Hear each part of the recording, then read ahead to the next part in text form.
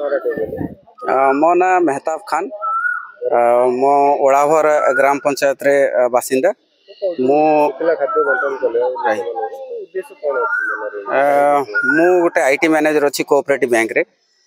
मु जेबेठु जॉब कली गरीब को पूरा पाखर देखिक आसी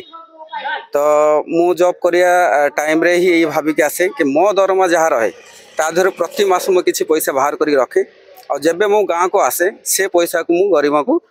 नहीं कि बांटे किसी ना किसी बांटे सेटा मत खुशी लगे। आउ काली पहर दिन गोटे प्रोग्राम कली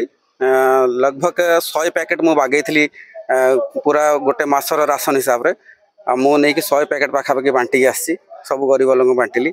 आउ से खुशी से मत गोटे छोटिया खुशी पाई ये काम मु करे आउ मु निजे गरीब परिवार होइथिबारु मु गरीब विषय भाविकी मो दरमार मु किछि बाहर करिकी मु ये कामटा करे।